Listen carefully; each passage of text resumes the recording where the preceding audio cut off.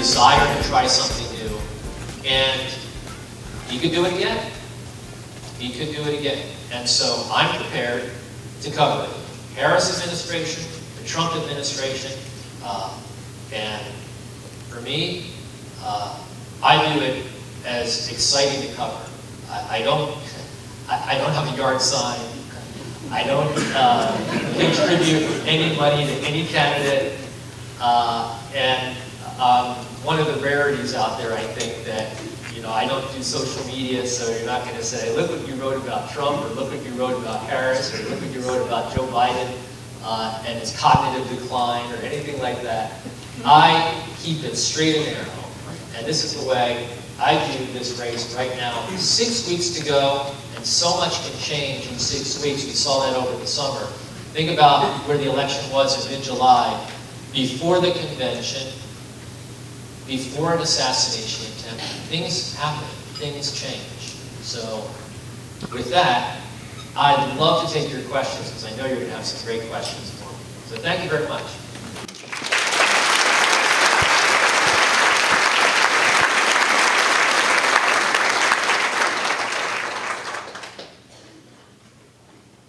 Yes, right here. I'll try to speak up. What about the Senate and House races? How does those break? So the question is, well, what about the House and the Senate? Because whoever wins, they want to have a House or Senate align with their political party to move their agenda forward. So I would much rather be Republicans as it relates to the Senate. It's 51-49 right now. And essentially, it's 50-50 right now, because we know Republicans are going to win in West Virginia. That's the seat where Joe Manchin has retired. And the governor of West Virginia is the Republican nominee in West Virginia in that Senate race, Jim Justice. Jim Justice is going to win. So it's 50-50 right there. And that means if nothing else changed, whoever controls the White House controls the Senate. And so Donald Trump wins, it's Republicans who control the Senate. If Kamala Harris wins, it's Democrats who control the Senate. But there are two races that I pay the most attention to as it relates to the Senate. Two races that will determine control of the Senate. One is in Ohio. Sherrod Brown is running for another 6-year term.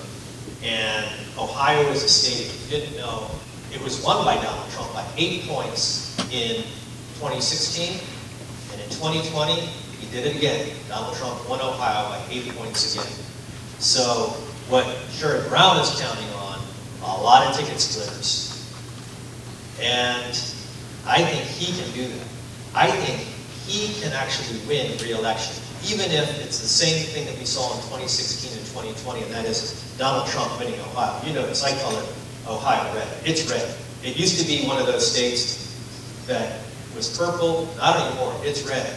But Sherrod Brown is one of those types of senators who has managed to win, even though his state is trending more Republican. And I think he's going to be one of those fortunate few to win, despite the fact that his state is going to go red. The other state is Montana. Jon Decker is running for another 6-year term, and his task is much more difficult than Sherrod Brown. I don't think he's going to make it.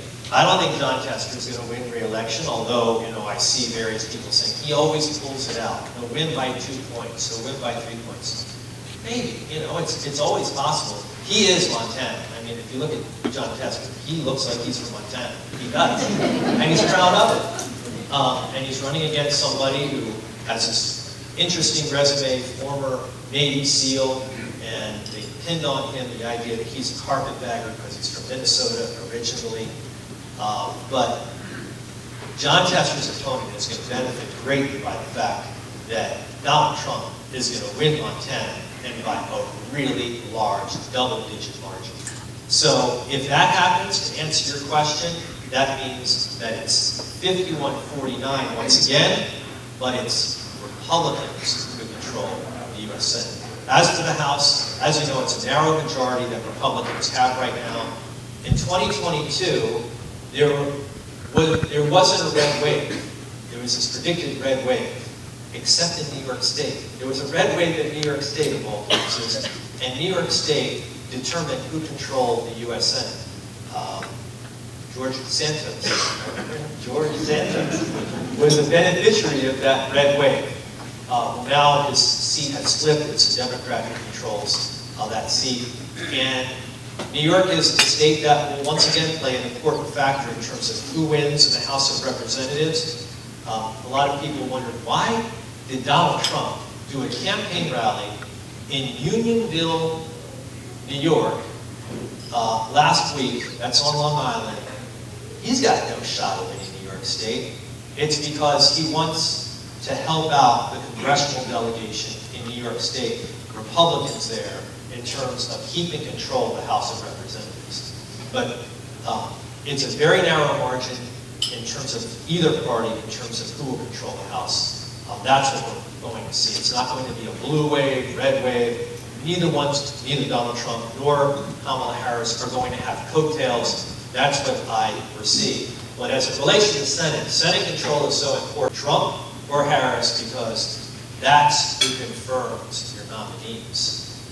That's who confirms your nominees. And so if Donald Trump wins the White House, and he wants a really big MAGA Republican as the Treasury Secretary, he's going to get his way, because it will be controlled by Republicans. If he wants a really big MAGA Republican, America First Secretary of State, he's going to get his way, because it will be controlled by Republicans. So that's why the Senate really matters a lot. I didn't mention the race here in Michigan.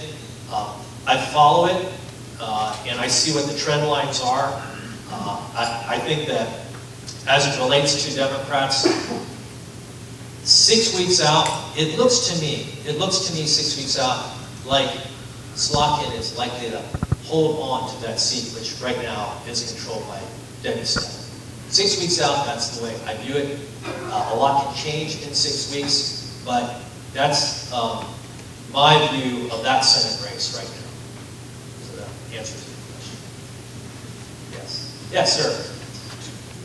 What is the impact, if any, of the North Carolina governor's race on the presidential election?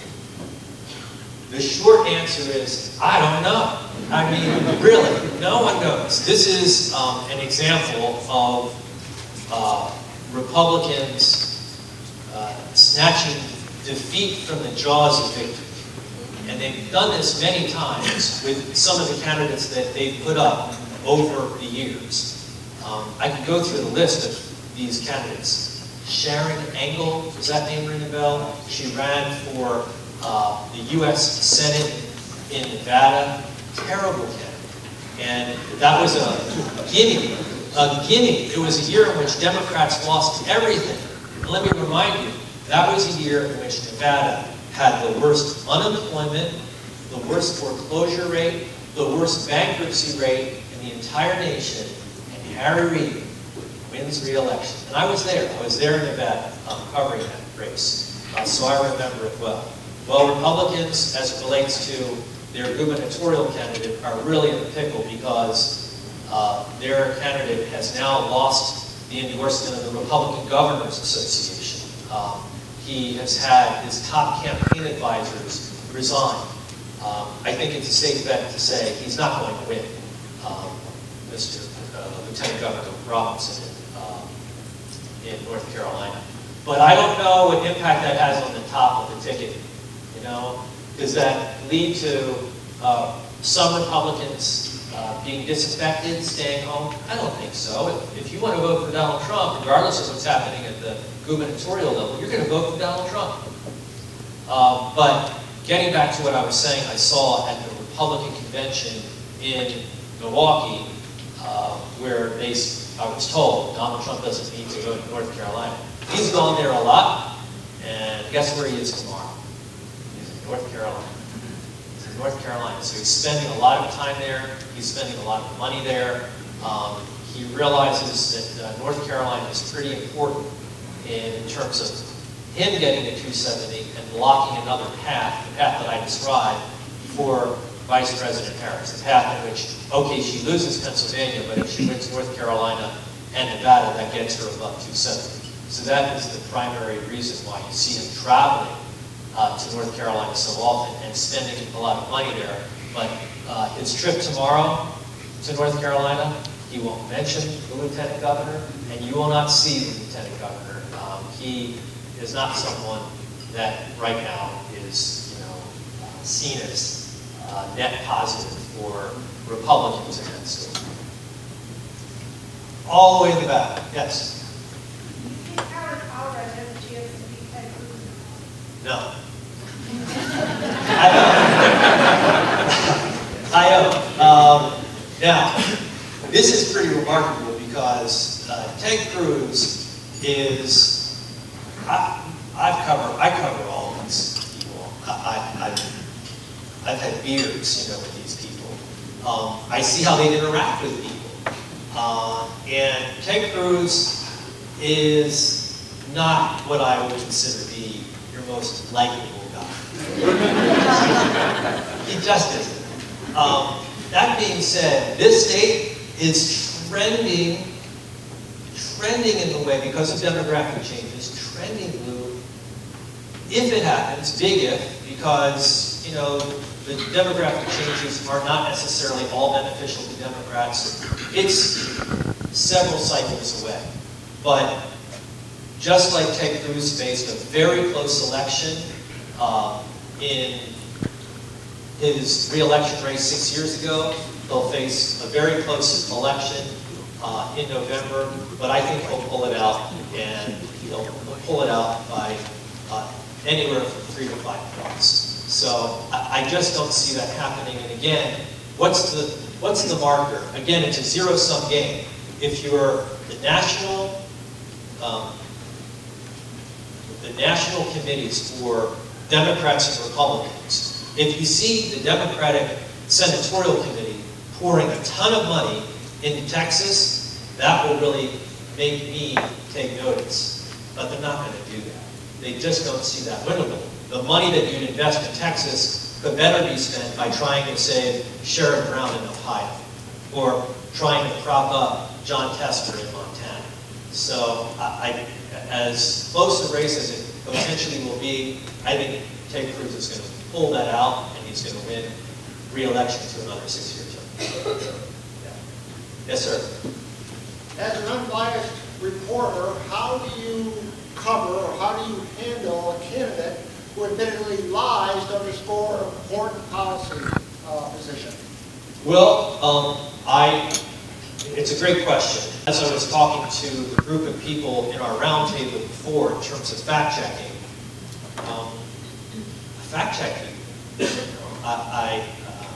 I can recall doing an interview in the lead up to the midterm elections in which I'm interviewing, television interview with Rhonda McDaniel, who at the time was the RNC chair. And she was saying things that were not truthful. And I called her out on those things, in real time. And I think that is an important function of our democracy. It's an important function of journalists. I'm sure if I asked, well, I'll ask, how many of you watched the debate between Harris and Trump? Every hand's been up, right? Everyone had. And you saw that there was fact-checking that took place during the debate. Unlike the first presidential debate between Joe Biden and Donald Trump, where there was no fact-checking at all, zero. The two CNN moderators, Jake Tapper and Dan Abash, they made a conscious decision, we're not going to fact-check, we're going to sit on our hands, and if there's any fact-checking that takes place, it should be by the candidates. Like, if you're good at what you do, if you know the facts, you can fact-check your opponent. Don't count on us to do your work, to do your work. You should do it yourself. And so ABC had a different point of view, a different perspective, and I respect all 4 journalists that were involved in those debates. And the criticism is they just fact-checked Trump. And I understand that, and there were some things in which they could have fact-checked Harris on, or at the very least, followed up with her, if you want to critique their moderating performance. What I mean by that is, if they ask a question and they didn't get a direct answer, follow it up. You didn't answer my question, Madam Vice President. Let me try again. That's necessary. That's an important part. And I pointed out, of the 3 fact checks that I saw, and really leapt out at me during the presidential debate in Philadelphia, and I was there covering that. One was regarding Springfield, Ohio. You all know what that is. That's worthy of a fact check. You know that pets are not being eaten by anybody in Springfield, Ohio. The other one had to do with the claim that Democrats are in favor of killing newborn children after they're born, which was pointed out by Lindsay Davis that that's illegal in every state in the country. That needs to be fact-checked. That's not true. But there was one fact check that really caught my attention, and that fact check was when David Muir, the moderator, asked Donald Trump about whether he had a different view about whether or not he won the 2020 election. He said, in the question, I've noticed that recently you have spoken differently about the 2020 election. And then he quoted him as saying that he lost by a whisker in speaking to a group. And he asked the former president, do you have a different view? Do you now view what happened in 2020 as a loss? And Donald Trump said, no, there was fraud. I won that election. And David Muir followed up, you may recall, and he said, after Donald Trump said, when I said that about losing by a whisker, I was being sarcastic. And David Muir said, it didn't seem sarcastic to me. That, to me, was problematic. That's when you get beyond fact-checking and you're trying to get inside the head of someone else. Whether it looked like he was being sarcastic or not, that's where David Muir, if he could do it all over again, I think would take back that particular moment from the debate. Asking the question, not a problem. I think that's fair. He's on video, on tape, saying the things that David Muir quoted him as saying. But if Donald Trump said, I was being sarcastic, leave it up to the voters to decide whether or not he was being sarcastic when he decided that. It's not you as the moderator to make that determination, to be the arbiter of what's sarcastic and what's not sarcastic. So that's the way I would answer the questions. Thank you. Yes? If you could interview any dead president, who would you interview? Oh, gosh. Come on. Well, in recent history, Ronald Reagan. I mean, I'm alive for Ronald Reagan. I'm alive when Ronald Reagan was president. I'm young. But it's pretty remarkable what he was able to do with his electoral landslide in 1984. And I realize no president is perfect, but how he was very instrumental in bringing down the Soviet Union, ending the Soviet Union. So to me, Ronald Reagan is probably the first person I would love to interview. And I'll tell you just an anecdote. My most prized possession actually involves Ronald Reagan. It's a picture of President Ronald Reagan, Vice President George W. Bush, and Mikhail Gorbachev. And they're waving to the camera, and the Statue of Liberty is in the background. And I have a picture of them, and it's signed by all three of them. And I got it signed personally by all three of them. I didn't, go to some place to purchase it. It took me 10 years. But I got it signed by all three of them, and that is probably the most prized possession. Yes? Yeah. One question on the debate, the first debate. There's been some people that have indicated that it may have been a tactical error on Trump's part not to do it until after the Democratic nominee had been selected. And I just wondered if you had a perspective on that or any insights or anything to that debate. So is your question, should Donald Trump have participated in the debate that we saw against Kamala Harris on September the 10th? No, the Biden debate. Oh, the Biden? Yeah. The first. Oh, I see. It's 20/20 hindsight. you know, I see what you're saying. So if he doesn't take part in the debate, then Biden doesn't drop out of the race, your path to winning the White House. Is that essentially your point? Yeah, I mean, it's 20/20 hindsight. Who knew? Who knew with certainty though, that Joe Biden is going to have such a poor performance, like jaw-dropping poor performance on that debate? No one knew with certainty, I don't think, that was going to happen. And yeah, if you knew that ahead of time, then you wouldn't have agreed to the debate. You would have let him remain as the Democratic nominee. He wouldn't have dropped out. There would have been a lot of dissatisfaction. There would have been a lack of energy on the Democratic side. But that's not what happened. He participated. He had a disastrous performance. And literally a month later, he does the unthinkable. He gives up power. That's unbelievable. We haven't seen that since LBJ. He had every right to be the Democratic nominee. He went through the primary process. Nobody had the courage to challenge him, you know, going one-on-one, someone of substance in the Democratic Party. He won the nomination on paper, and yet he gave it all up. That's pretty remarkable that we saw that. And so that means that, you know, and then what he did was he endorsed his vice president right away, and that stopped the entire process of any other ambitious Democrat from wanting to, in this election cycle, wanting to challenge Donald Trump. Once that happened, then you saw every Democrat of note circle the wagons around Vice President Harris, and we've seen what's happened since that point in time. Yes, in the back. Hi there. I am wondering if, with what you've seen in your work covering this election, regardless of who wins or in either scenario with the election, what are your thoughts or predictions about what might happen with the results of the election being either accepted or challenged? Things like the election board in Georgia making the news. What else are you seeing as far as what you might predict might happen? Okay, I'm going to give you a short answer and a longer answer. Okay, the short answer is this. November 5th is election day. Obviously, there are states all across the country, including Michigan, that vote early. But the actual election day is November the 5th. Midnight on November the 5th. 3 o'clock in the morning on November the 6th. We will not know who the next president of the United States will be. So that's the short answer. We won't. The reason being because of what you cited, Georgia in particular, deciding that they're going to hand count every vote. That takes time.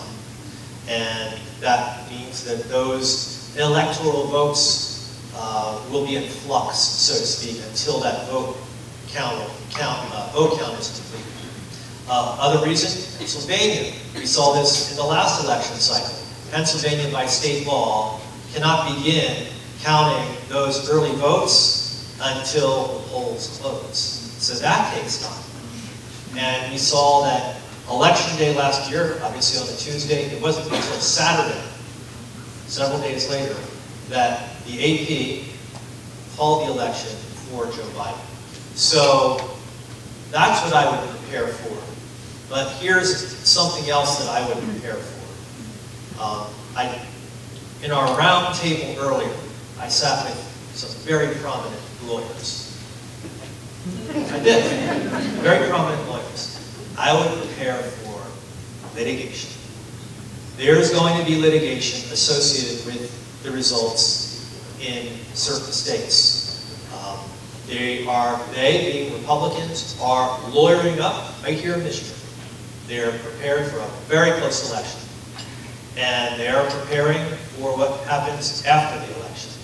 So, just like in 2020, things were a little bit uncertain. We're going to see some uncertainty as it relates to the 2024 election cycle as well, in terms of who the next president of the United States will be. It would make it so much easier if Donald Trump or Kamala Harris won by an electoral college landslide. It would.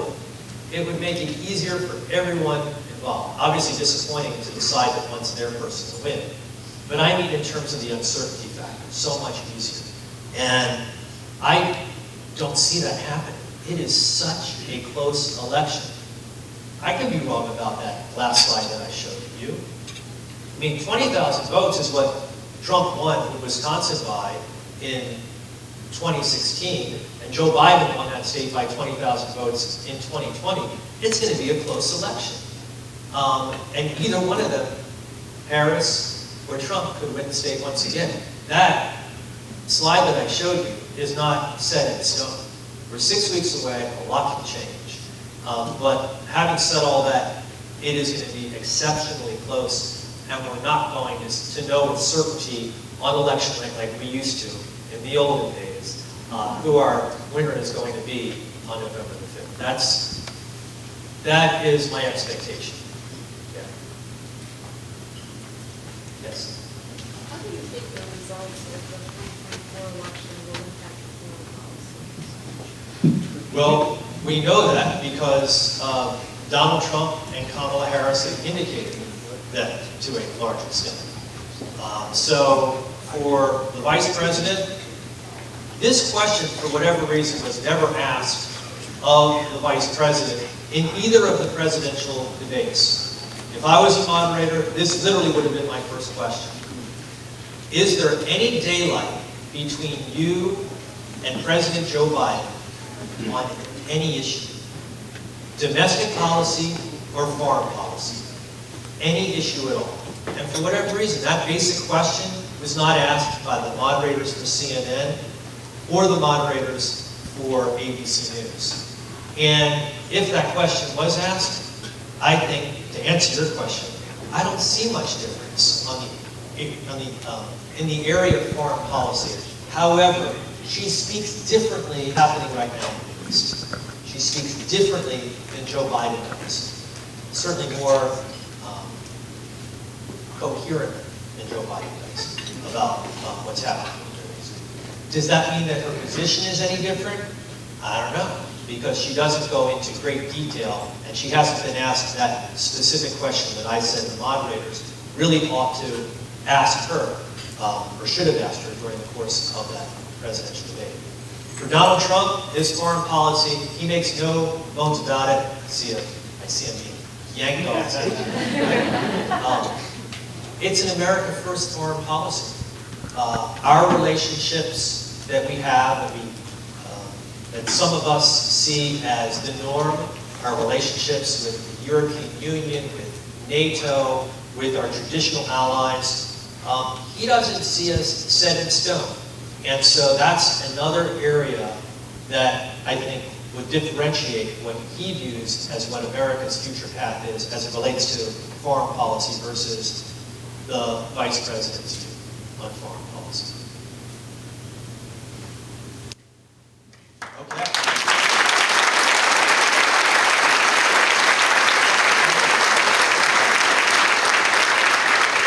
I just want to take a second again to thank you, John, for such a great discussion. And I know that we're just a little bit short on time, so quickly, our next Economic Club meeting will be on October 10th. And we're going to have a panel of local healthcare experts who will explore the healthcare in our region. They will come from McLaren, U of M Sparrow Health, and MSU Health Sciences, and Michigan Medicine. And it's going to be hosted and moderated by Brian Peters, CEO of Michigan Health and Hospital Association. And just for John, because apparently he doesn't know who's going to win the game against MSU and Ohio State, let's just make sure that he leaves Lansing knowing it. So